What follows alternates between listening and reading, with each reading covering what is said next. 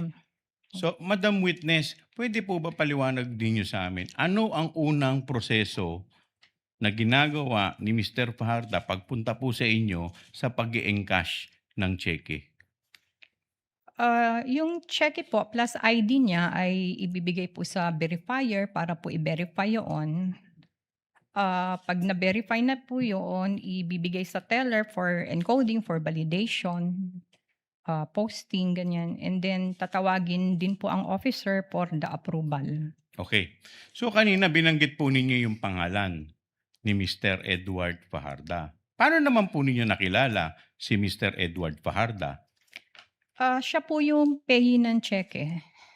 So, bukod po sa pagiging payee ng cheque, ano pa po ang, experience ninyo? Paano po ninyo nakilala si Mr. Fajarda? Ah, Dun lang po sa mga prinesent niyang identification. Okay. So, kailan po yung unang pagkakataon na nakilala o nakita ninyo si Mr. Edward Fajarda? Nung pong encashment nung first check, nung February.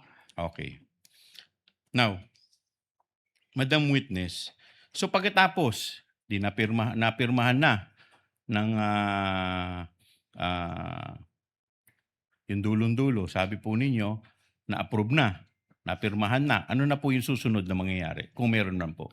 Pagka po natapos na po yung proseso namin ng pag-validate ng cheque at pag-approve, tatawagin na po namin si Mr. Fajardo sa backroom. So, doon po i-re-release na po yung cash withdrawal, yung cash encashment. Okay. Doon sa backroom, Madam Witness, sino-sino mga nandodoon kung maaalala po ninyo? Ang nahandun po ay ako, yung teller na magre-release ng pera, yung kahera po, si Mr. Fajarda, pagkatapos may isa pa po siyang kasama. Okay, ngayon, sabi mo may kasama pa si Mr. Fajarda. Yes, sir. Sino itong kasama niya kung kilala po ninyo? Hindi ko na po siya kilala, sir. Okay. Now, Madam Witness, sabi ninyo i-re-release sa backroom yung pera. Yes, sir. Okay, so pagkatapos pong i-release ng teller, ano na po ang susunod na mangyayari kung alam po ninyo? Ilalagay na po 'yun ni Mr. Fajardo sa dala niyang bag, and then, lalabas na po sila dun sa may fire exit, sa may back door po namin. Okay. So sabi ninyo may dala si Mr. Fajardo na bag. Anong klaseng bag ba 'to kung maalala mo? Hindi ko na siya actually ma-recall, sir, eh, basta may Okay. dalang bag. So ilang bag ang, dala ni Mr. Fajarda kung maalala po ninyo? Ah, ang recall ko po ay 2 bag, Dalawang bag. pero Okay. Now, Madam Witness, meron ba sa mga empleyado ng inyong bangko ang tumulong o nag-assist kay Mr. Fajarda at sa kasama niya papalabas sa bangko? wala po, sir. Okay. Bakit po wala? May policy po tayo na pagka nakuha na po ng kliyente ang pera, hands off na po ang bangko. Bakit po ganito ang polisiya ninyo?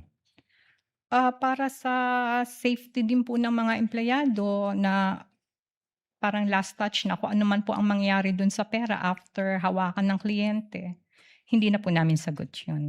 Okay. Now, Madam Witness, kanina binabanggit ninyo lumabas sila sa backroom. Yes, sir. Okay. 'Pag sinabi ninyong backroom, pwede po ba paki-describe po ninyo saan po itong backroom na itong binabanggit po ninyo? Yung backroom po ng Land Bank DepEd branch ay sa may likod po ng teller, sa may likod po. Okay. So do'n po sila nag-withdraw ng pera at do'n din sila lumabas? Yes, sir. Sa may May fire exit. may ang ibig po ninyong sabihin, meron pong pinto doon sa backroom papalabas? Yes, sir. Okay. Now, Madam Witness, paglabas po nila dito po sa back exit na sinasabi po ninyo, meron pa po ba silang kasama na sumalubong sa kanila, kung alam po ninyo? Ah, Paglabas po nila dun sa may backdoor, sa may fire exit, hindi na po namin sila nakikita, sir. Okay. Now, Madam Witness, kanina sinabi ninyo itong 3 tseke na binabanggit po natin. Now, magkakano po yung totality netong 3 tseke na pinag-uusapan po natin? Tatlong ano po 'yan, tatlong 37.5. So, mga ano po, 112.5 million. Okay. No further question, Your Honor.